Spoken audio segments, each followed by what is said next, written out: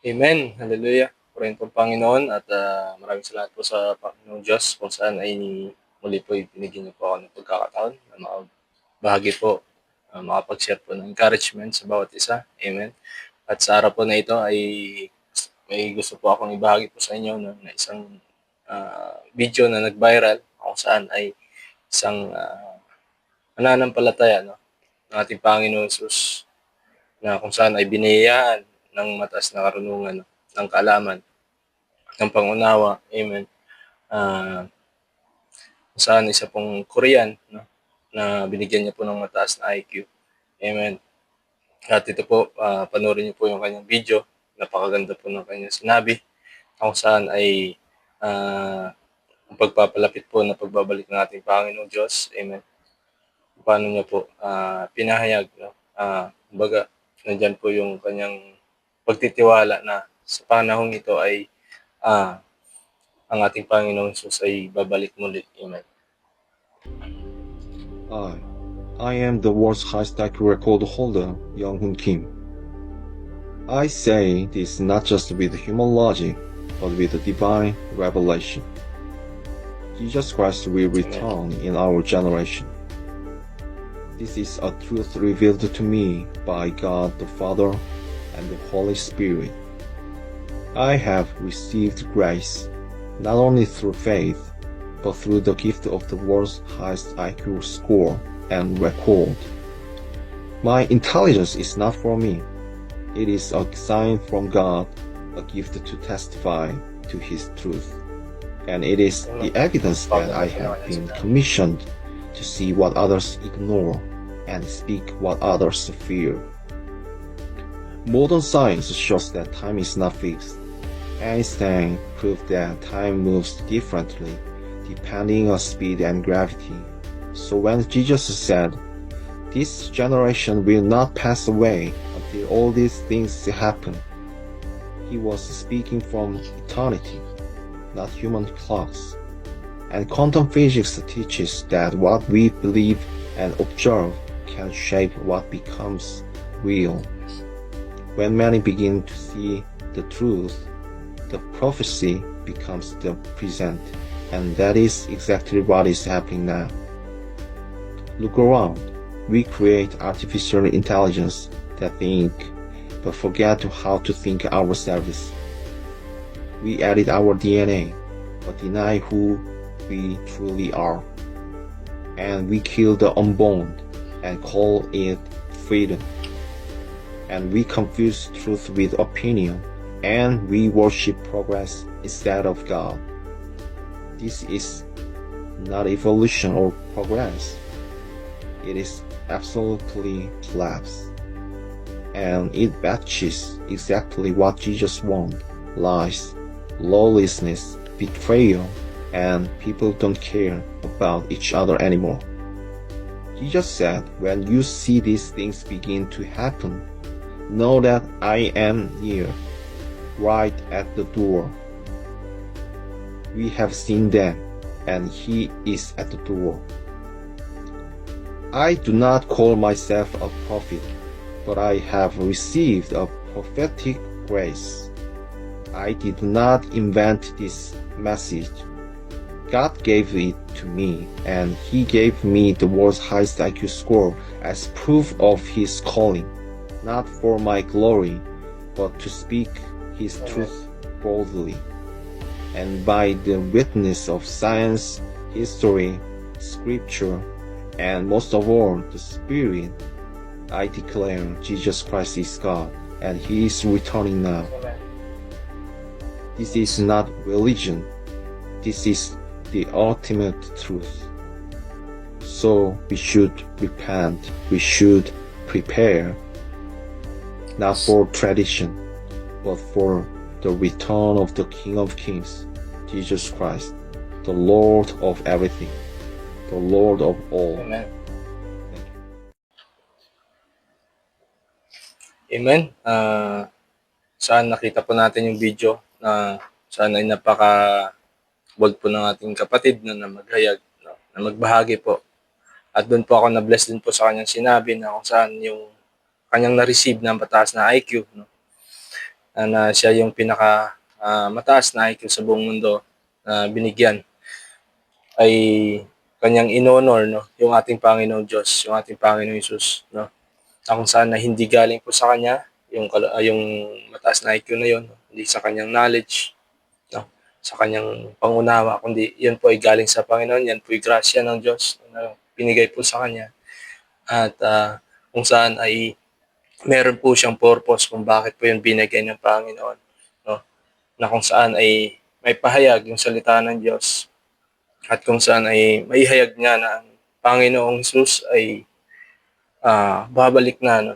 Hallelujah. Siya po'y babalik na sa ating generation, mga kapatid. At yun po ay sa mga mananampalataya, lalo na po sa mga persecuted Christian nations, sa mga persecuted na bansa na sa lahat po nakaranas ng mga believers, no, sa iba't ibang bansa. Ito po ay kagalakan po sa kanila, no, na ma-end na po yung kanilang pagdurusa sa kamay ng mga hindi mananampalataya.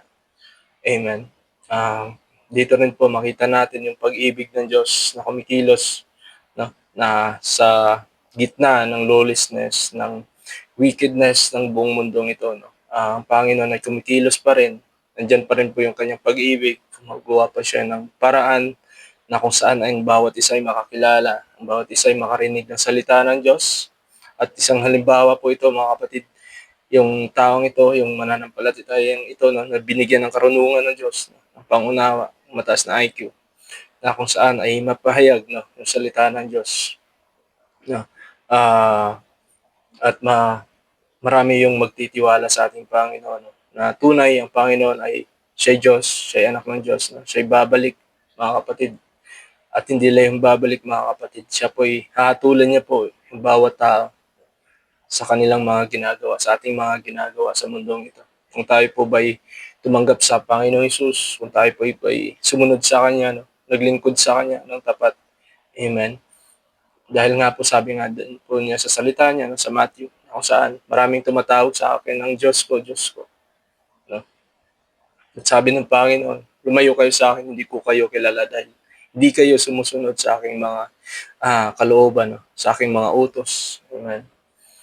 Ganun po ang ating Panginoon, mga kapatid. Dahil nga po yung ating Panginoon, siya po'y tumitingin sa bawat isa po sa atin. Siya po'y nandyan, no? Siya po'y buhay, mga kapatid. At sa lahat po ng sumasamba sa Ribolto, sa kung ano mga imahe, no? Yan po'y tigilan nyo na, mga kapatid, dahil yan po'y hindi po kalugod sa ating Panginoon.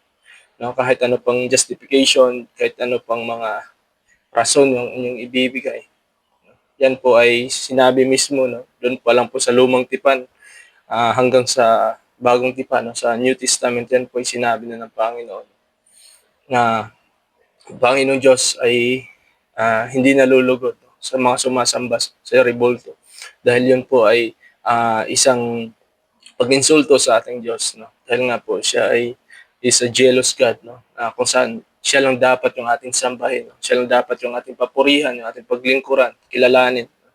Hindi pa ba enough yun, no, yung salita ng Diyos na pag ikay nanalangin, ikay tumawag sa Kanya, nandyan siya isasagot sa iyo, mga kapatid. Tunay po sumasagot po yung ating Panginoon sa ating panalangin. Kung ikaw po'y totoong tumatawag sa Kanya, lumalapit, no, at humihingi ng tawad. Mga kapatid, hindi po ito yung oras na uh, uh, uh, pag-aksayahan ng panahon, no? Yung paglapit natin sa Panginoon na baliwalain ang bawat salita niya, baliwalain, no, yung pagkilala sa Panginoong Hesus, no, na maraming nag-i-encourage sa'yo, maraming nagsasabi sa'yo na matin ka or kilalanin mo yung Panginoon, tanggapin mo yung Panginoon Jesus, no? Pero nandyan pa rin yung katigasan ng puso mo. Hindi po ito yung oras, mga kapatid, no? Dahil ito po yung oras na kung saan malapit na lang yung babalik yung ating Panginoon at tunay pong babalik yung ating Panginoon, mga kapatid. Yan po ay marami na pong nakikita sa ngayong panahon. Kung makita mo yung sinabi niya kanina, no, na look around you, no, na kung ano po yung mga nangyayari ngayon sa panahong ito, na kung saan ay talagang sinabi niya na babalik na yung ating Panginoon, no? At lahat ng mga propesiya na sinabi doon ng Panginoon at nila ni John sa Revelation na Isaiah, no, yan ay nangyayari sa ating mga panahon, no, yung about sa end times, no, sa mga huling araw. Kaya yun po, patuloy po tayong lumakad na naayon po sa Panginoon. Although na hindi nga po tayo sabi na wala pong maka-perfect, pero nandiyan po yung yung desire, no? Yung desire na bigyan natin ng kaluguran ng Panginoon sa bawat kinikilos natin. At doon po sa mga bagay na yon, sa mga desire na yon, no, ay maiiwas po ang bawat isa sa pagkakasala. Kasi nandiyan po yung banal na Espiritu, no, na siyang maggagabay sa iyo at yung kanyang salita. Amen. Kaya yun po, no, huwag niyo pong baliwalain yung video ito. Yung sinasabi ng taong ito dahil ito po isang sa mga daan ng Panginoon, pamamaraan ng Panginoon, mga kapatid. Yan din po yung sabi niya kanina, no? Siya po yung may mission na para maihayag, para masabi na yung Panginoong Isus ay babalik na, mga kapatid. Yan po ay isang patunay na kung saan ang ating Panginoon ay totoo po. Dahil ngayon pong panahon, no, bawat mga mananampalataya sa iba't ibang bansa, no, ay nagra-rise up, no, naghahayag ng salita ng Diyos. Hindi lang yung abot sa blessing, abot sa prosperity, kundi yung pagbabalik ng ating Panginoong Isus, mga kapatid. Kaya huwag mong sayangin ang iyong buhay dahil nga po, pag hindi ka po tumanggap sa Panginoon at lumapit sa Kanya, no, surrender yung buhay sa Kanya, doon ka po pupunta sa kadagat-dagatan nga po, mga kapatid. Yun po yung tunay at wala pong mga purgatory kung ano man po yung mga sinasabi ng ibang tao. Huwag niyo pong pakinggan yun, mga kapatid. Pakinggan niyo yung salita ng Diyos dahil nga sabi ng Panginoon Isus, hindi po ako yung maghatol sa inyo. Kundi kung ano yung sinasabi sa salita ng Diyos, ganun po yung aking paghatol. No? Dahil nga po, yan po ay kanyang galing po sa Kanya. No? Yan po ay revelation na nanggaling sa Kanya. No?